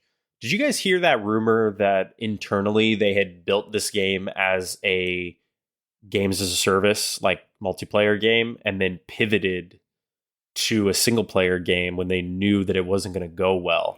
Which is why there's all the story stuff, which feels, from what I can tell, well crafted, serviceable. Enough. Yeah, serviceable. Yeah, serviceable. But that's why the gameplay goes so hard, and why the layout of the maps and stuff is so like kind of strange, because it feels like they wanted it to be like an ARPG, like co-op games as a service thing, almost like a Hoyoverse game or something like that.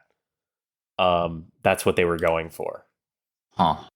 Interesting. It's a damn good thing they decided against that. Interesting. Yeah. I mean, they maybe could have done it, actually. Isn't that like part of what people really didn't like about Anthem is like the gameplay loop is great. It's them trying to fucking make it a games of service instead of a BioWare game. I think the gameplay loop being great is just you, but I mean, no. There are aspects of it that it is good. Fun, is what I mean. Like it could obviously be better, but it feels good to fucking drop in, fly to your fucking thing. All the combat feels good. Like cool. The combat's fine. I mean, but that's the thing is like Destiny is head and shoulders above it in terms of gameplay quality. Yeah, and that's the thing is like it missed the mark trying to do the other stuff. But if it just would have been like a good BioWare game with that gameplay loop, I'm fine. They maybe could have made it work. But yeah, I was just curious if you guys had heard that, because I was reading. I hadn't. No, that's interesting. Online, yeah. But it reminded me. Did you guys hear about this Wayfinder game? I know of it. Yeah. Okay. So people were like, it's been in early access for a long time. People were like, I don't know about this. They did a 1.0 release last week, and apparently it's that, but like really good. Like an ARPG, kind of a, like basically almost like just a full MMO world that you can do single player or co-op. Almost like Kingdoms of Amalur, if you guys remember that game. Except that game didn't have co-op from what I remember, but nope. No. It seems like that. Like people are like pumping it up like it's like the recent reviews since it hit 1.0 is like very positive. They were like, oh, they learned from what the issues were, and it kind of made me interested in it. I was like, I mean, I could get down with some fucking Kingdoms of Amalur 2.0, like, but have my friend join in and do some shit. I don't know. That would be fire. Made me $25. Made me think of it. So something to consider. But yeah, that's pretty much it. I played a shitload of Metaphor. I probably played like since I was sick last weekend. I didn't really do anything else, so I probably put in like 20 hours in just the last week. So I think that game is really good. I think I am gonna play. I'm probably gonna finish that up. I will start Dragon Age soon, just as a computer test thing. But I'll probably really continue down Metaphor and then start Dragon Age once it's really done, like in earnest, like really start putting time into Dragon Age. I am gonna finish Black Ops 6. I was just playing the campaign a little bit. That seems really good. I haven't played enough of it to know, but it seems like on the level of older Call of Duty quality, for sure. So that's pretty Yeah. cool. Did you see that touch it? Silent Hill 2 has an overwhelmingly positive review score. Yeah, God. You know, I just know that all the old school Silent Hill fans are fucking mad about this. Really? I've heard so many people saying that it removes some of the friction that made the original game good. Friction. Yeah, like the awkward controls and the weird combat and stuff like that is like part of the horror game experience, according to a lot of these people. And making it like a buttery smooth experience focused more around combat is like missing the point. I'm gonna Is still it fun and spooky? Yeah, I mean, but see, I mean, the reviews are insanely good. but you're Yeah, like that's what I'm saying, but like- this is what I mean is like, and I'm not saying they're right, by the way, but this is like, we're just different people. Do you know what I mean? Like, I'm not a huge Silent Hill fan, so I don't give a fuck. But like, people who really like that original game are a bit annoyed that yeah, that game still exists, but like everyone's just gonna play this version and be like, I've played Silent Hill 2. You know what I mean? Instead of like For sure playing Silent Hill 2, which comes with a lot of complication, yes. But I don't know. Listen, ignore me. I'm here to be the guy who spends so much time reading other people's opinions online that I can make you annoyed by proxy. You're channeling the old man yells at cloud, because the thing is that I watch way too much fucking Twitch, first of all. Yeah. And so I was watching a lot of people play the original Silent Hill up until this release. Yeah. Bro, I cannot, like, people get very angry when they play the original Silent Hill 2. Yeah. And it's very fucking hard to play. Yeah. Like, the amount of times that I heard them commenting where they're just like, they're like looking at their own camera and they're like, guys, you don't understand. This is so much harder than it looks, because the controls are actively working against you while you're playing the game. Yeah. So to you, it looks like they're just missing. But the thing is that these are tank controls where the camera's panned out from a certain like location where you have to figure out like how to orient your character in relation to where the camera is, and then also make sure they're aiming correctly, like at the target that they need to hit. So like, yes, it brings a lot of tension in the moment-to-moment gameplay because you are actively fighting the game in order to get rid of the thing that is attempting to kill you. But I mean, Grandpa, we gotta let it go. You can always play Silent Hill 2. It's there. It's okay.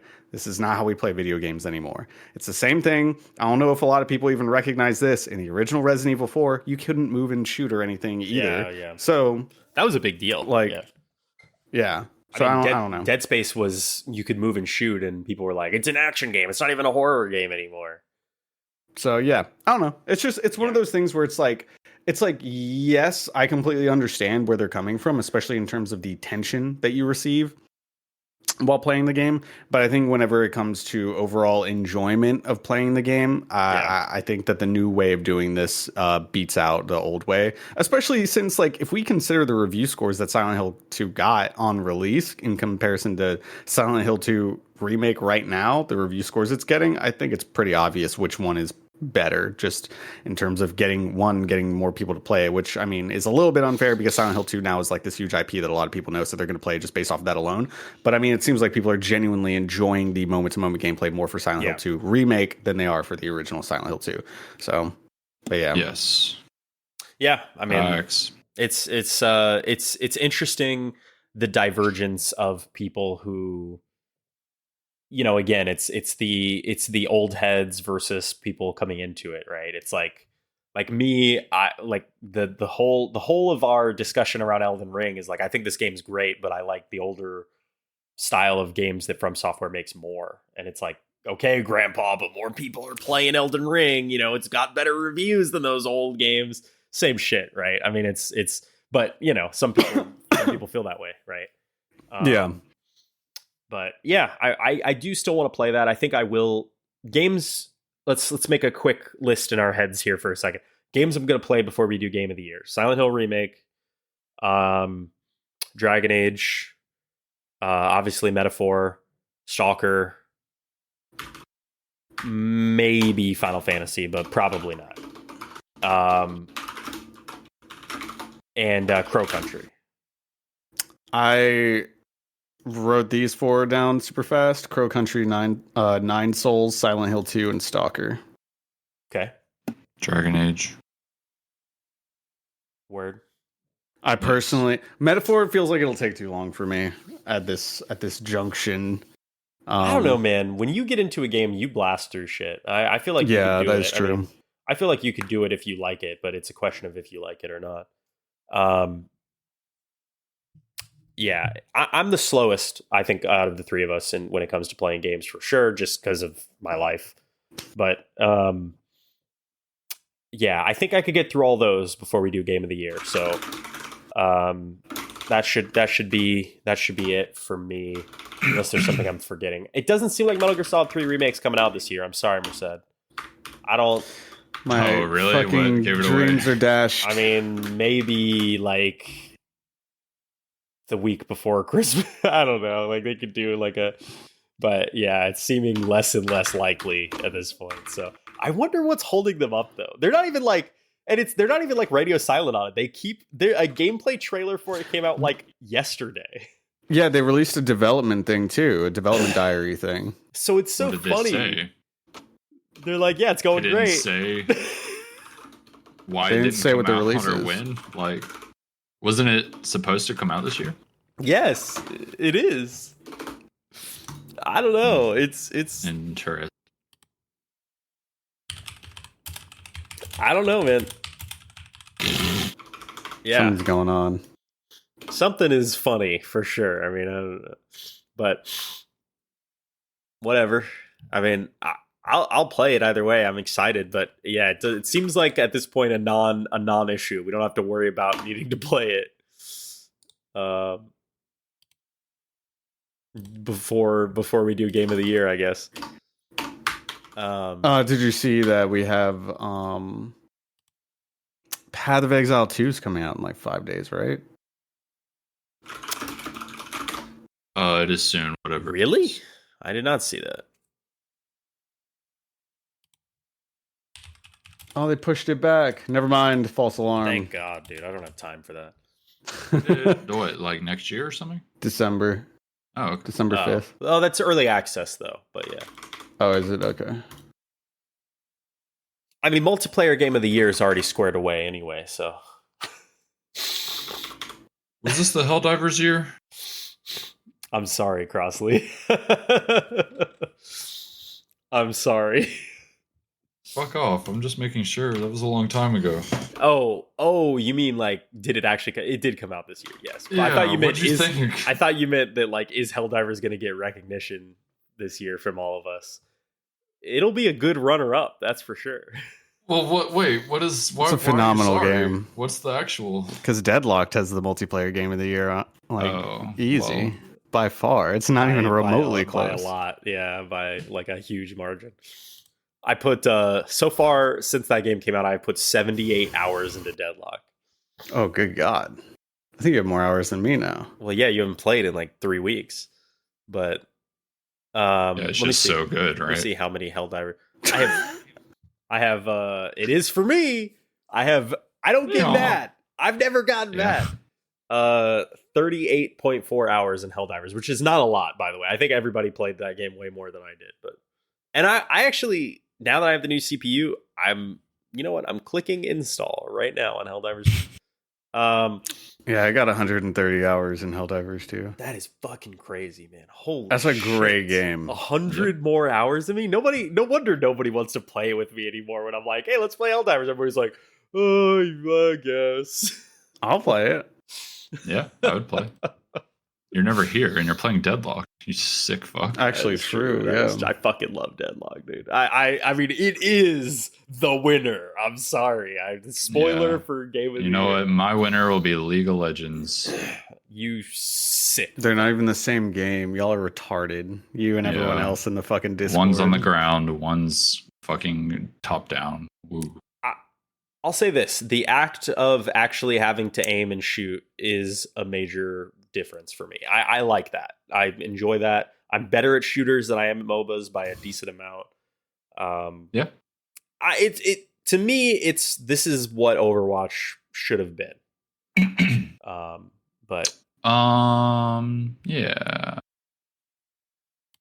Yeah. When the match times are like sub 30 guaranteed, that'll be fire. Yeah, that's true. I'll be. I don't know if they'll ever want to do that though. I think that they probably want it to be like a 40-minute thing. No, they've gotten shorter recently. Every game that I was going to say every game. That's not true. There was one that went really long, but every game. And when I say really long, by the way, 40 minutes. Like we played a 40-minute game the other day, and it felt like an eternity. So they have dialed it back a bit. Like they're shooting for 30. I think 30 is their ideal length of time, which makes sense to me. But like some of them are ending in 20 to 25 these days. Yeah. Cool. It's just one of those things where recent history me and Jerry have started playing Pokemon Unite again, just here and there in our free time. And that's the MOBA experience, locked in at 10 minutes. You are stuck on a 10-minute timer. Games cannot go longer than that.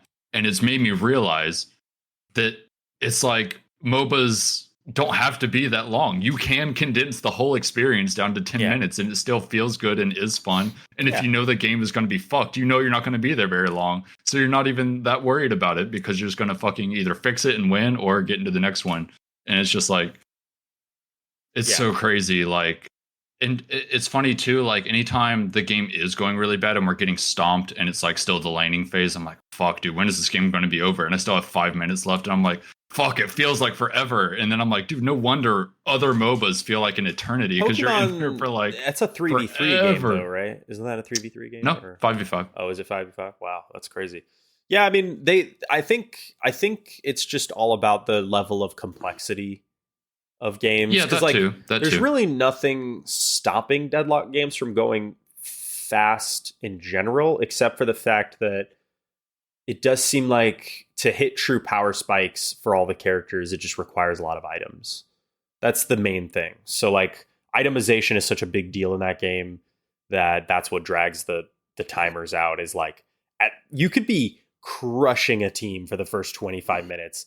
At minute 25, somebody hits their power spike on the enemy team and then you lose all of a sudden and it takes 10 minutes for you to lose. That's the game. I mean, that's kind of the game. But yeah, I get what you mean though. I prefer 30 or less would be my, like 30 is a good like, okay, at 30 we're wrapping up. Like that's it. So, but yeah, I don't know. There's a lot they could do to make that game better, but there's something about it that just works for me so well. So it's an incredible game. I just it's just one of those things where I know if I want to consistently be better at it, I have to give it a lot of time, and I just don't want to for any game. You know, I understand. Not even just Deadlocked, but yeah, just in general. Completely get it. I'm a fucking casual. Yeah. Ought to be ashamed, man. Ought to be ashamed. All right. Yeah, I think we can wrap it up. Appreciate you guys running through stuff. I guess Merced, you haven't been playing anything. No. Look at all these though. What is that? Look at that. Secret layers. Those are all Magic the Gathering cards, baby. Based. Look at that shit, dude. Oh my Wait, Crosley, look what came in yesterday. Oh yeah, show me. No. I'm surrounded, dude. Look at my peach momokos. Yeah, base. What the fuck what is secret layers? What is that? They're limited drops. Once they're gone forever. Come on, dude. Why didn't you open them? They're sealed. Why didn't you open them? This guy's. Yeah. What do you mean? Why did you buy them just to keep them closed? I don't understand. Why didn't you open them? I'm reselling them. I'm literally up. I just did the calculations just based on the shit that I bought so far, and then like basically the fake numbers that are for the Marvel ones. But I'm up like 4K, which is crazy. Yeah, how long have you been buying these? Like 2 or 3 months? 3 months, and I'm up 4K. Yeah, all this eat my shit, ass, Chandler. Eat my ass. All this shit I'm reselling. I don't touch it. I'm not gonna open them. God, is this? We're Ryzen grind magic people now? Is this what we're doing? I'm a fucking scalper now, and it feels great. Do you understand? Just wait till he starts botting. Do you understand? Do you know how good it felt? Do you know how good it felt whenever, oh my god, I got the Marvel secret layers, and oh my god, I was like rubbing my nipples looking at the fucking Discord of all the fucking whiny babies who were like, oh, the bots took the secret layers from all us. The scalpers. Nope. That's me, baby. I don't have a life. I click checkout so fucking fast. Oh my god, dude. So, Merced, I've been wanting to ask you about this actually. The day that it was happening, correct me if I'm wrong, but right before you were able to check out, your shit went back up to an hour, right? And then the next thing I knew, you were like, I got it, baby. Good luck, fellas. And I was like, what the fuck? It went from, I think it went from like 0. It was like 1 minute left to like 20 or 30. So it wasn't like that crazy. Okay. But it definitely went down. I definitely got in within 20 minutes, 20 or 30 minutes of it. So I cannot morally abide by this activity. This is, I mean, whatever. On the one hand, I mean, being a scalper is shitty. Like I'm mad at scalpers for like technology, like the 9800 X3D people. Like that sucks. Cards, I give so little of a shit that I honestly, I don't care. Like I think it's fine, but it is, being a scalper for anything is like, you're a little ashamed. You're just a little bit. Like deep down, you're like, I regret what I'm doing to this world. I don't at all. I think it's hilarious. I honestly, I was moralizing it in my head when I started doing this, but once I started seeing these fucking effete, fragile men crying over their fucking magic cards, I was like, I don't give a fuck anymore. It was over, dude. They defeated any moralizing that I had going on in my head. It's like, nope. Yeah, and for me personally, call it whatever you want, but I do also play the game. Like I want these game pieces. So there's like two sides of the coin for me. Is like, yeah, I want them. They're never going to be there again. I want the cards, so I don't have to pay $200 to Merced in like a year. You know what I mean? Like I want the card, and then also the value is undeniable. Low. That's the true low, is when you're scalping your own friends. That's fucking hilarious. Listen. More power to you. You know what? I'm glad you have a side hustle, buddy. I hope you keeps you going. Maybe you'll get a PS5 Pro and tell me how it is. I feel alive. But Did you see the PS5 Pro scalpers are losing their money now because there's no shortage? They should have known, honestly. Like based on what the fuck they were thinking. Yeah. Imagine trying to be a scalper. They should try that with the Switch too. I guarantee people will be way hungrier for that. Switch 2 will definitely be a problem. I mean, Switch 1 was a problem. I remember when I got mine, I was like, I have to be very careful where I take this because people will fucking kill me for it. Switch 1 was a problem like multiple times in its life. It was. Fucking something like Animal Crossing came out, it was suddenly impossible to find a Switch for a fucking retail price. God, crazy. They said that the Switch 2 is going to be backwards compatible with Switch 1. I'm glad they said that because I thought that was a given. So the fact that I don't know. They said it out loud. That makes me happy because I just assumed that was a thing. So the fact that they said it was like, oh shit, I guess that I was just fucking hoping. It's always possible that they're just like... Yeah, I never thought about it until they said it. I was like, oh shit. I want to see the tweet. Can I see the tweet again? It made me laugh out loud. It is a funny tweet. Isn't there like a bunch of like image like graphs, charts, or they like did like a Nintendo PowerPoint to like explain. This is how they announced it. Okay, this is the tweet. Nintendo Co. Limited. It's all in Japanese on Twitter. But then the tweet is in English. This is Furukawa. Perfect first sentence. At today's corporate management policy briefing, we announced that Nintendo Switch software will also be playable on the successor to Nintendo Switch. Nintendo Switch Online will be available on the successor to Nintendo Switch as well. Further information about the successor to Nintendo Switch, including its compatibility with Nintendo Switch, will be announced at a later date. Done. That's it. No video, no charts, nothing. Just fuck yeah. Here's the information, which I think is both fine. I mean, it's fine by me. But it's hilarious. It's just like, imagine what if they were like, yeah, and the PS6 is gonna run PS5 games, and they just tweeted that out today. Like, you'd be like, what the fuck is going on? Like, Nintendo, nobody does it like Nintendo. I mean, nobody. I love it. Just love Didn't Nintendo literally do that before as well?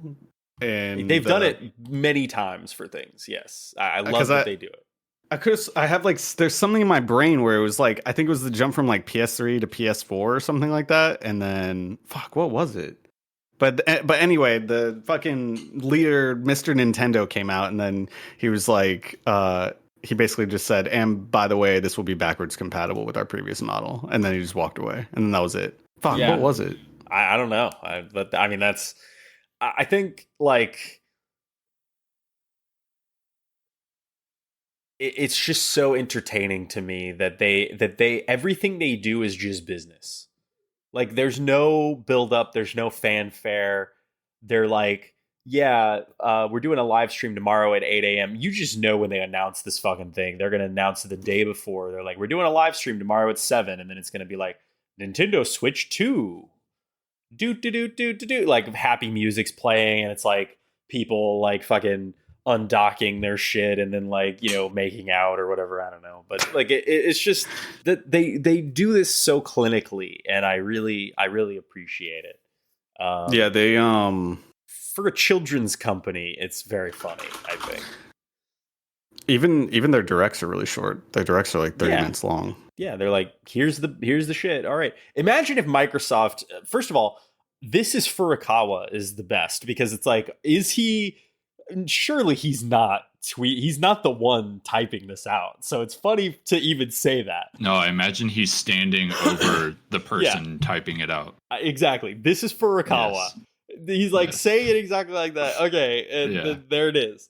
But he's not typing it, so it's funny to say this is Furukawa. But then what's even funnier is like, what, you don't even, why does it need to be Furukawa? It could be anybody. I mean, if official Nintendo is tweeting it, then surely it's real. I mean, you don't even need to say. No. Yeah, bro, well, now you know.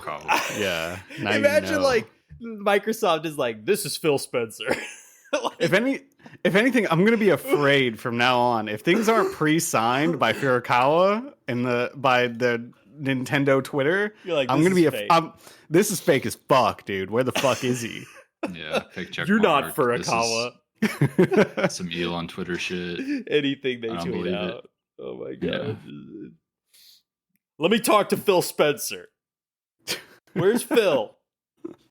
How do I know this is real? Yeah, I don't know. Oh. All right, squad. All right. Yep. Good chatting.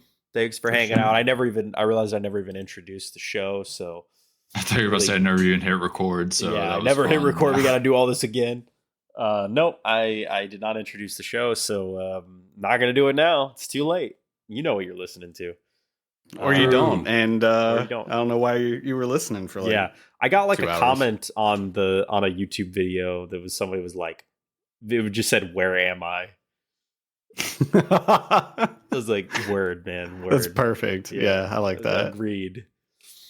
I like to imagine that that's essentially all the people who view this just have stumbled onto this because the algorithm randomly recommended them some shit. 100%. Yeah, we got like every time we get a listener from somewhere that I'm like, I don't know anybody there. So how did you discover this? You know what I mean? Like somebody from Kansas. I'm like, it's like Myanmar. Kansas. Yeah, well that I'm like, they're definitely stealing our voices and harvesting them for AI. That's what's happening when they download it from Myanmar. But yeah, anyway.